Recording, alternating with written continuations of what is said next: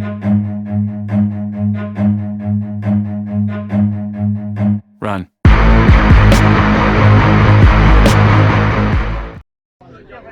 Bonsoir à toutes, bonsoir à tous, c'est Christelle depuis la place de la République pour l'Élie, Jujabet live ici, LGM France. Interview Jean-Pierre, sapeur-pompier sur Bordeaux. Alors vous allez nous expliquer notamment les conditions actuelles financières, mais aussi techniques pour les sapeurs-pompiers aujourd'hui en France. Alors c'est assez simple, les SDIS ont été créés dans les années 2000-2002 et pour les SDIS, il y a une loi qui est sortie qui s'appelle la loi de proximité qui calque les budgets des SDIS par rapport à ce qui se faisait avant. Donc avant, les SDIS, c'était une création de plusieurs entités puisqu'on avait des pompiers forestiers, on avait des pompiers communaux. Tous ces pompiers-là, on les a restructurés sous une seule entité qui s'appelle le SDIS. Le SDIS est financé comment? Par deux financeurs principaux qui sont d'un côté les communes et les EPCI, aujourd'hui les EPCI, et de l'autre côté le conseil départemental. Ces deux sommes d'argent réunies, qui sont à peu près à 50% chacun, font le budget du SDIS. Ce budget-là, par la loi de proximité de 2002, a été bloqué puisque la loi précise bien, qui s'appelle la loi de proximité, elle précise bien que de la part des communes et des EPCI, à partir de 2002, les fonds n'augmenteraient que du montant de l'inflation d'une année sur l'autre. Autant dire, une inflation n'est pas une augmentation, mais juste une revalorisation pour l'année en cours. Ce qui se passe, c'est que dans un département où vous avez une démographie qui explose, ça revient à dire que tous les nouveaux habitants qui arrivent sur le département payent leurs impôts locaux, payent leur participation pour le SDIS, mais toute cette participation n'est pas reversée dans le budget du SDIS, puisqu'elle est calquée sur 2002 et elle ne peut pas augmenter. Et c'est au conseil départemental à lui seul à faire toute la variable d'ajustement. Donc pour un département comme nous en Gironde, où en 2002 on faisait 70 000 interventions, aujourd'hui on en fait 140 000. Pourquoi? Parce qu'avec Paris à 2 heures de Bordeaux, c'était pas difficile de comprendre que l'activité opérationnelle allait exploser du fait de la démographie qui allait elle aussi exploser. Aujourd'hui on est dans une situation où avec des communes qui financent à hauteur de 2002, forcément on n'y arrive plus. Et ça devient très contraignant. Et le paradoxe dans tout ça, c'est que quand la sollicitation opérationnelle augmente, les effectifs, eux, n'augmentant pas, il n'est pas difficile de comprendre aujourd'hui que c'est très difficile d'assurer toutes les interventions, puisqu'aujourd'hui les pompiers, on assure à peu près tout ce qu'on nous demande de faire, c'est-à-dire les carences des ambulanciers privés, et en gros on sort de nos missions principales. Et là ça devient un gros problème. Pourquoi? Je prends souvent les pompiers, l'activité des pompiers comme un match de foot. Un match de foot, vous voyez le match, c'est les pompiers qui sont dans la rue, c'est les pompiers qui font des interventions, ça tout le monde le voit. Vous faites le 18, on arrive très bien. Mais avant tout ça, il y a une phase donc, de manœuvre qui est indispensable aux sapeurs-pompiers, c'est-à-dire de formation, et aussi de l'entraînement physique. Tout ça, on peut pas le nier, il faut le faire. Aujourd'hui, avec une activité qui explose, cet entraînement, on n'a plus le temps de le faire. Et qu'est-ce qui se passe dans un match de foot? Quand l'entraînement ne se fait pas, mais l'équipe perd le match. Voilà.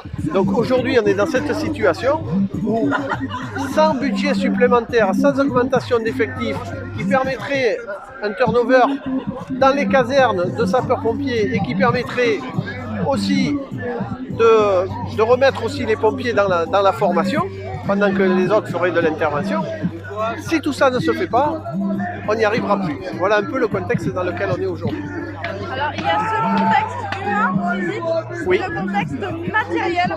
Oui. Vous parlez notamment justement sur Bordeaux de ces constructions et donc le nouveau matériel que vous êtes obligé d'acheter. Effectivement, qui dit augmentation de population, dit forcément une augmentation des infrastructures pour loger tout ce monde. Aujourd'hui, les architectes sur la région bordelaise, bon, ils ne se privent pas, ils font des jolis bâtiments, ils inventent, ils sont créatifs. Le souci, c'est qu'ils ne prennent pas en compte les moyens des sapeurs-pompiers, les moyens ce qu'on appelle traditionnels des sapeurs-pompiers. Et aujourd'hui, on est obligé de se doter de moyens matériels qui n'existaient pas jusqu'à maintenant. Donc, pour exemple, on vient d'acheter un bras élévateur de 1 million d'euros avec un bras de 60 mètres pour justement accéder à des constructions qui jusqu'à maintenant n'étaient pas utiles. Avec les moyens traditionnels, on pouvait le faire. Aujourd'hui, on ne peut plus le faire. Un véhicule, 1 million d'euros. Voilà, ça résume la situation. Et ça, c'est le contribuable derrière qui le paye. Et là-dessus, le SDIS ne peut rien. C'est pas notre président qui peut imposer à un architecte de faire telle ou telle construction. C'est des appels d'offres, ça passe comme ça. Voilà. Vous subissez donc les aléas.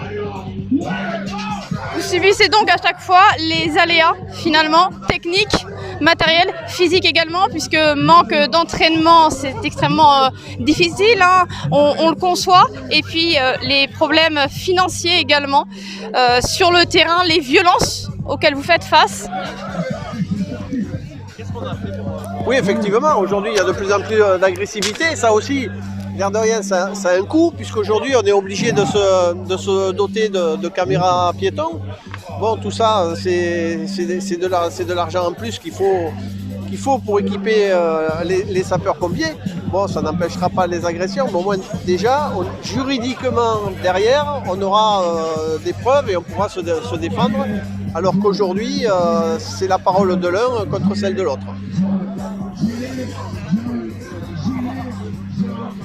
Dans cette difficulté, dans cette fin d'année si difficile, j'allais dire même, comment vous sentez l'avenir via cette mobilisation aujourd'hui, à partir du 2 décembre ? Aujourd'hui, on a monté ce camp. Pourquoi ? Parce qu'on est venu ici le 15 octobre. Le 15 octobre, on est parti de cette même place de la République. On a marché jusqu'à Nation. On a fait du bruit pour se faire entendre. On est arrivé à Nation. Qu'est-ce qui s'est passé ? On nous a remerciés gentiment, pour être très ironique, puisqu'à l'arrivée, on nous a gazés. Et donc, chacun est reparti dans son département. Aujourd'hui, ce qu'on attend, c'est que l'État nous reconnaisse. Aujourd'hui, on fait une semaine pacifique. Je dis bien une semaine, c'est quelque chose de complètement inédit, qui ne s'est jamais fait en France. Mais aujourd'hui, on veut nouer un lien avec la population, avec nos politiques, nos décideurs. Et on compte aussi sur vous, les médias, pour faire passer le message, pour dire voilà, aujourd'hui, les pompiers, nous, on est à l'écoute, on est prêt à travailler, mais à un moment donné, il nous faut aussi des résultats. Voilà. Parce qu'on aime bien être écouté, mais à un moment donné, il faudrait qu'on soit entendu. Alors on pense notamment aux sapeurs-pompiers qui ont été blessés le 15 octobre dernier, Jean qui a perdu un œil et puis Nicolas qui a pris un tir de LBD et qui est toujours pour le moment suspendu. Il attend notamment effectivement une décision de sa hiérarchie. Qu'attendez-vous justement de la population ? Qu'est-ce qu'elle peut vous apporter ? On a vu tout à l'heure des personnes qui venaient apporter des paquets de gâteaux. Il y avait une certaine forme d'humanité dont parlent tous vos collègues. Est-ce que c'est tellement important pour vous de retrouver cette humanité ? Oui, bien sûr, comme je vous l'ai dit, on est le dernier rempart, on est le dernier service public, on aide toute la population. C'est sûr qu'aujourd'hui, on est à l'écoute de tout le monde et on est comme tout le monde, on aime bien avoir un peu de reconnaissance, on est un peu des grands enfants aussi. Et quand la population nous reconnaît, nous aide, mais ça nous fait aussi plaisir. Parce qu'un peu trop souvent aujourd'hui, prendre des cailloux sur des véhicules de sapeurs-pompiers, ça on ne le comprend pas trop. Alors le défi, c'est effectivement de dormir une semaine là, ici, place de la République à Paris, pour revendiquer des droits. des droits fondamentaux, hein, on a envie de dire, des droits aussi issus de la société civile et dont finalement vous êtes les héritiers avec la population française. C'est extrêmement important de lutter pour ces droits aujourd'hui pour vous et vous allez braver le froid toute la semaine. Est-ce que vous êtes prêts aujourd'hui? Est-ce que psychologiquement c'est pas trop difficile justement de se dire on est obligé de retourner finalement à la rue, quémander presque au pouvoir justement de prendre ses responsabilités? Vous savez, ça a toujours existé. C'est un peu comme des enfants. Tant qu'on gagne, on joue.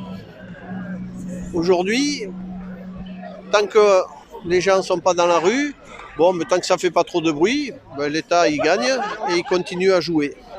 Voilà. Aujourd'hui, stop. Aujourd'hui, il faut que l'État nous écoute, il faut que l'État nous respecte. Nous, on respecte l'État, mais à un moment donné, il faut que l'État nous respecte. Et justement, à travers ce mouvement pacifique qui dure une semaine, c'est pas rien. Si on le fait sur une semaine, c'est parce que justement, un jour, c'est pas assez. Bon, on arrive, on repart. Non, là, on le fait sur une semaine. Donc, on a un message fort à faire passer. Nous, on est prêt à rester dans le froid une semaine pour qu'à un moment donné, l'État nous écoute, nos revendications soient prises en compte. Alors aujourd'hui, il y a des dossiers qui sont en cours sur les incivilités, sur les retraites, sur la prime de feu, sur ces choses-là. Il y a un dossier de travail, mais tant qu'on n'aura pas de réponse concrète, on ne lâchera pas le mouvement. Et c'est assez impressionnant, c'est très courageux en tout cas de votre part de rester là, de dormir ici, de représenter finalement ces services publics qui sont au service du peuple justement. On a presque envie de dire que c'est symbolique d'être justement à la rue, d'être en proie finalement au froid. C'est la symbolique de l'état actuel des services sociaux en France. Cette symbolique très forte, très violente aussi pour vous lorsque vous subissez des agressions. Merci en tout cas infiniment d'avoir répondu à nos questions. Je vous laisse le mot de la fin. On est bien habillés, on va tenir la semaine et on demande une fois de plus de l'écoute de la part de nos décideurs et qu'on soit entendu une bonne fois pour toutes. Merci. Que les revendications soient enfin écoutées. C'est en tout cas ce que souhaitent les sapeurs-pompiers ici sur Place de la République, comme beaucoup de leurs collègues encore en province qui essayent chaque jour de sauver des vies avec le peu de moyens qu'ils ont. Merci, c'était Christelle pour Lélie Jujabet Live LGM France. À bientôt.